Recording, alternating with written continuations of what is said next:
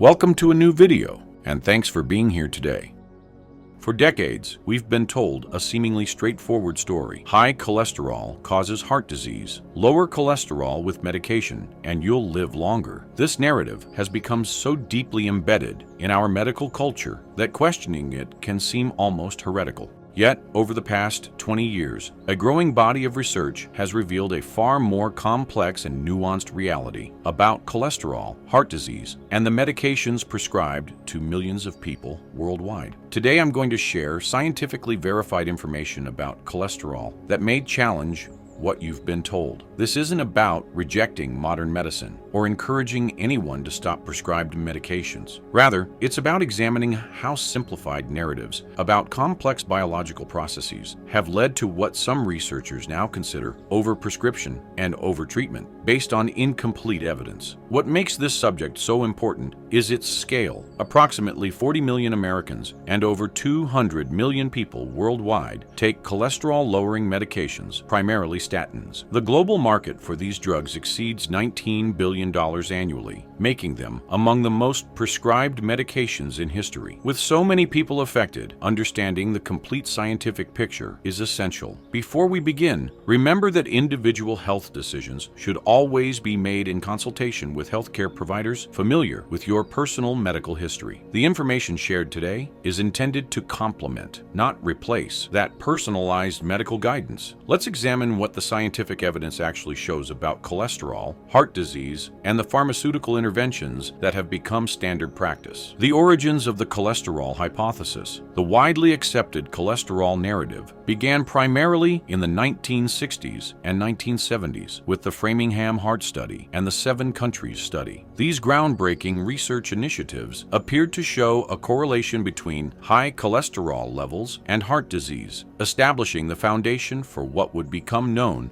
as the lipid hypothesis or cholesterol hypothesis. The science that started it all, the 7 Countries Study, led by Ansel Keys, examined the relationship between diet, cholesterol, and heart disease across different populations. The study seemed to show a clear link between saturated fat consumption, elevated cholesterol, and increased heart disease risk. This research became the cornerstone of dietary recommendations and medical interventions focused on reducing cholesterol. However, subsequent analysis of this foundational research has revealed significant limitations that were not widely acknowledged at the time. While the 7 Countries Study showed a correlation between saturated fat consumption and heart disease in the selected countries, it excluded data from countries that didn't fit the hypothesis, where populations consumed high amounts of saturated fat but had low rates of heart disease. The Framingham data actually showed that after age 47, higher cholesterol levels were associated with longer lifespan, a finding that received little attention. Both studies established correlation but not causation, a critical distinction that was often overlooked in public health recommendations. These nuances were largely lost as the simple narrative, high cholesterol causes heart disease, became cemented in both medical practice and public consciousness. From hypothesis to dogma. What began as a scientific hypothesis gradually transformed into medical dogma. By the 1980s, the National Cholesterol Education Program and similar initiatives worldwide were promoting aggressive cholesterol reduction as a primary strategy for preventing heart disease. The pharmaceutical industry, seeing an enormous market opportunity, invested heavily in developing medications targeting cholesterol. In 1987, the first statin drug, lovastatin, was approved by the FDA. With the introduction of these medications, the focus shifted from dietary modifications to pharmaceutical interventions. What's important to understand is that this shift occurred before long-term studies had conclusively proven that artificially lowering cholesterol would actually reduce mortality, the ultimate measure of any health intervention's success. The history of how a preliminary hypothesis became established in medical practice underscores the complex interplay between science, public health policy, and commercial interests. This isn't to suggest a deliberate conspiracy, but rather to highlight how simplified narratives can sometimes outpace the scientific evidence, especially when significant financial incentives align with those narratives. The statin reality check Given the incomplete science behind the cholesterol hypothesis, it's worth examining what the evidence actually shows about statin medications, the primary pharmaceutical intervention for high cholesterol. What the clinical trials actually show. A comprehensive review of statin clinical trials published in JAMA Internal Medicine revealed several important nuances that are rarely communicated to patients. For people without existing heart disease, primary prevention, statins provide only modest benefits. A meta-analysis found that statins prevented 1 heart attack for every 104 people treated for 5 years, with no significant effect on overall mortality. The absolute risk reduction, the actual percentage point reduction in risk, is typically less than 1% for primary prevention, though the more commonly reported relative risk reduction often sounds much more impressive, 20 to 30%. For secondary prevention, people who already have heart disease, the benefits are more substantial, with research showing meaningful reductions in both cardiovascular events and mortality. The benefit to risk ratio improves significantly with increasing cardiovascular risk, meaning those at highest risk get the most benefit. This nuanced picture contrasts sharply with the widely promoted narrative that statins are broadly beneficial for anyone with elevated cholesterol. Side effects, underreported and undertreated. Another area where the full scientific picture has been obscured concerns statin side effects. While the pharmaceutical industry and some medical authorities have maintained that serious side effects are rare, patient experiences and emerging research tell a different story. A study in JAMA Internal Medicine found that statin-associated muscle symptoms affect approximately 10 to 15% of patients in real-world settings, far higher than the 1 to 5% reported in clinical trials. Research published in Diabetologia showed that statin use is associated with a 9 to 12% increased risk of developing diabetes, a side effect that was not identified in initial trials. Cognitive effects, including memory problems and confusion, were reported frequently enough that in 2012, the FDA added these concerns to statin labels. A study in the British Medical Journal found that adverse events from statins were significantly underreported in published clinical trials compared to clinical practice. This discrepancy between clinical trial data and real-world experience has led some researchers to question whether the risk-benefit calculation presented to patients is truly accurate, particularly for low-risk individuals. The nocebo effect and its implications. Interestingly, research has also identified a strong nocebo effect, the negative counterpart to the placebo effect, with statins. In blinded trials, where patients don't know whether they're taking statins or placebos, reported muscle pain rates are similar between groups. However, in unblinded studies or real-world settings where patients know they're taking statins, reported muscle symptoms increase significantly. This nocebo phenomenon doesn't invalidate patients' experiences. The pain is still real, but it does highlight the complex interplay between physiological and psychological factors in medication responses. Some researchers suggest that better patient education about both benefits and possible side effects could help manage expectations and improve medication adherence for those who truly need statins.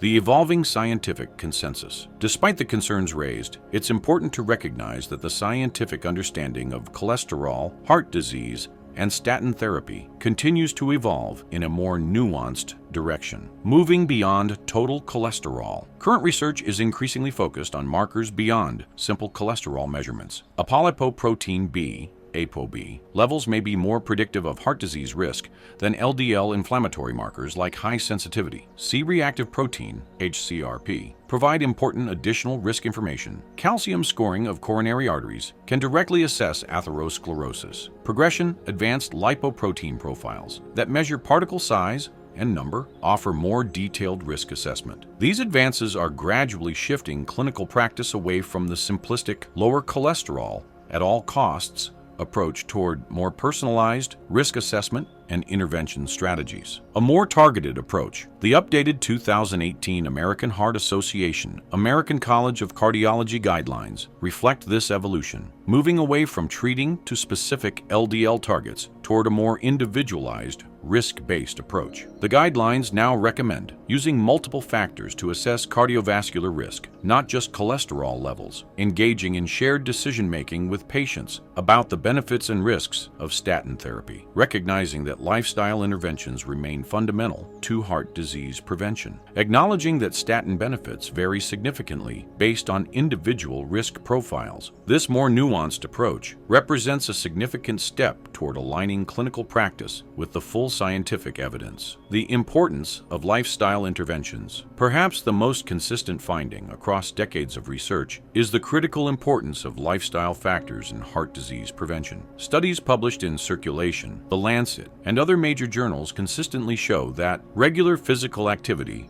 reduces cardiovascular risk by 20 to 30%, independent of other factors. Mediterranean and DASH dietary patterns reduce heart disease risk by 25 to 30%. Stress management techniques show measurable benefits for cardiovascular health. Adequate sleep is increasingly recognized as a critical factor in heart health. These lifestyle interventions often provide comparable or greater benefits than medication for primary prevention, with none of the potential side effects, a fact that deserves greater emphasis in both medical education and patient counseling. As a conclusion, toward a more nuanced understanding, the story of cholesterol, heart disease, and statins exemplifies how simplified narratives in medicine, however well-intentioned, can sometimes lead to oversimplified treatment approaches that don't serve all patients optimally. To be clear, this isn't about rejecting statins or other cholesterol-lowering medications outright. For high-risk patients and those with established heart disease, these medications can be life-saving. Rather,